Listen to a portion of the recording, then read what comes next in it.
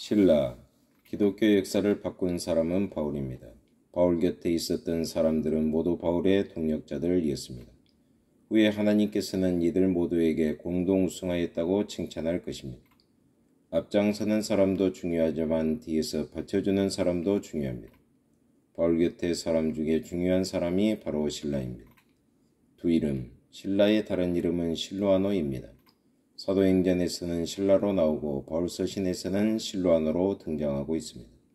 다시 말하면 누가는 신라라고 부르고 있고 바울은 실로아노라고 부르고 있습니다.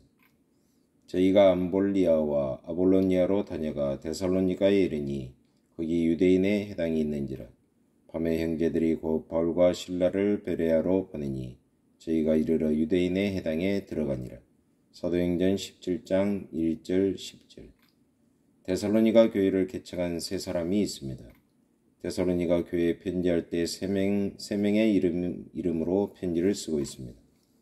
바울과 실로아노와 디모데는 하나님 아버지와 주 예수 그리스도 안에 있는 데살로니가인의 교회에 편지하노니 은혜와 평강이 너희에게 있을지어다. 데살로니가전서 1장 1절. 그러므로 신라와 실로아노는 같은 사람임을 알 수 있습니다. 실로아노는 라틴어 이름입니다. 신라는 애칭이었습니다. 바울은 서신서를 쓸 때에 공식적인 이름을 사용하였습니다. 그러면 신라는 어떤 사람이었을까요? 1. 중간 역할자. 안디옥에 기독교인들이 많이 생겼습니다. 안디옥은 당시 유럽에서 세 번째로 큰 도시였습니다. 로마, 알렉산드리아 다음에 안디옥이었습니다. 그러므로 안디옥이 복음화되었다는 것은 대단히 고무적인 사건이었습니다. 그런데 문제가 생겼습니다. 처음 예수를 영접한 이방 기독교인들은 유대인처럼 믿어야 하는가 하는 문제가 생겼습니다. 유대인처럼 할례를 받아야 하는가? 유대인처럼 키파를 써야 하는가? 유대인처럼 유월절을 지켜야 하는가? 여러 가지 문제들이 발생하였습니다. 그때 예루살렘 사도들은 회의를 하였습니다. 그래서 그 편지를 안디옥에서 예수를 영접한 이들에게 전하여 주었습니다. 요즘 같으면 편지도 있고 이메일도 있고 팩스도 있습니다. 그러나 당시는 인편으로 보내야 했습니다. 그때 예루살렘 교회가 선정하는데 바울과 바나바와 유다와 실라를 택하였습니다. 그리고 그들에게 편지를 주어서 안디옥으로 보냈습니다. 그 이야기가 사도행전 15장입니다. 이에 사도와 장로와 온 교회가 그 중에서 사람을 택하여 바울과 바나바와 함께 안디옥으로 보내기를 가결하니 곧 형제 중에 인도자인 바사바라 하는 유다와 실라더라. 그 편에 편지를 붙여 이르되 사도와 장로된 형제들은 안디옥과 수리아와 길리기아에 있는 이방인 형제들에게 문안하노라. 들은즉 우리 가운데서 어떤 사람들이 우리의 시킨 것도 없이 나가서 말로 너희를 괴롭게 하고 마음을 혹하게 한다 하기로 사람을 택하여 우리 주 예수 그리스도의 이름을 위하여 생명을 아끼지 아니하는 자인 우리의 사랑하는 바나바와 바울과 함께 너희에게 보내기를 일치 가결하였노라. 그리하여 유다와 실라를 보내니 저희도 이 일을 말로 전하리라. 사도행전 15장 22절로 29절. 이 편지 내용의 결론은 유대인과 같이 짐을 지지 않아도 된다는 해방 선언문이었습니다.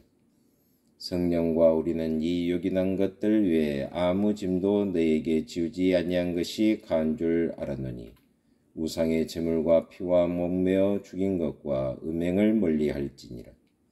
이에 스스로 상가면 잘 되리라. 평안함을 원하노라 하였더라. 저희가 작별하고 안디옥에 내려가 무리를 모은 후에 편지를 전하니 읽고 그 이러한 말을 기뻐하더라. 유다와 실라도 선지자라. 여러 말로 형제를 권면하여 굳게 하고 얼마 있다가 평안히 가라는 전송을 형제들에게 받고 자기를 보내던 사람들에게로 돌아가되. 사도행전 15장 28절로 32절. 아무 짐을 지우지는 않을 것이지만 우상 제물과 피와 목매어 죽인 것과 음행만은 멀리하라고 율법을 축소하여 보냈습니다. 예루살렘 교회 대표로 뽑혔다는 것은 무엇을 의미할까요? 신라는 중간 역할을 잘하는 사람이었다는 의미입니다. 무엇을 맡길 만한 사람이었다는 말입니다. 이 연애 영이 있는 선지자. 신라는 편지만 전하여 준 것이 아니라 예언을 하면서 위로하고 사랑하는 일을 하였습니다. 영성이 있었습니다. 3. 또 뽑힌 사람. 신라는 예루살렘 교회가 대표로 뽑아 안디옥으로 보낸 사람입니다. 그때 바울과 같이 일하였습니다. 바울은 그와 같이 일하면서 신라를 잘 보아두었습니다. 15장의 신라는 바울과 같이 대표가 되었습니다. 그리고 바울은 바나바와 다툼이 있었습니다. 15장 후반입니다. 그래서 바나바는 마가를 데리고 구보로로 떠났습니다. 바울은 동역자가 없었습니다. 그때 신라를 동역자로 불러 바울은 그때부터 신라와 동역을 하게 되었습니다. 사도행전 15장 39절 40절. 바울이 고도가에 졌을 때, 바울이 동역자를 잃었을 때 그 자리를 신라로 채웠습니다. 여기에서 신라의 인격을 알 수 있습니다. 바울이 동역자로 신라를 선택한 이유가 또 하나 성경에서 발견되고 있습니다. 바울도 신라도 로마 시민권을 가지고 있었기 때문입니다. 그 증거가 있습니다. 바울과 신라가 빌립보에서 복음을 증거하다가 감옥에 갇혔습니다. 죽도록 매를 맞았습니다. 수갑도 찼습니다.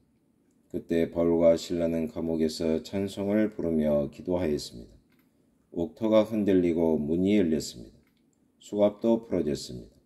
놀라서 풀어주었습니다. 4. 베드로의 동역자. 신라는 후에 베드로와 같이 일한 흔적을 성경에서 발견할 수 있습니다. 내가 신실한 형제로 아는 실로아너로 말미암아 너희에게 간단히 써서 권하고 이것이 하나님의 참된 은혜임을 증거하노니 너희는 이 은혜에 굳게 서라. 베드로전서 5장 12절. 베드로가 베드로전서를 쓸 때 그는 이미 글을 쓸 수 없을 정도로 약해져 있었을 것입니다. 아니면 눈이 흐려져 있었을지도 모릅니다. 우리는 그 이유를 성경에서 찾을 수 없습니다. 다만 짐작할 뿐입니다. 그러나 분명한 사실이 있습니다. 베드로전서는 베드로가 말하는 대로 신라가 대필하였다는 사실입니다. 이것을 보면 신라는 베드로와도 동역하였던 것을 알 수 있습니다. 하나님 아버지 참으로 감사합니다.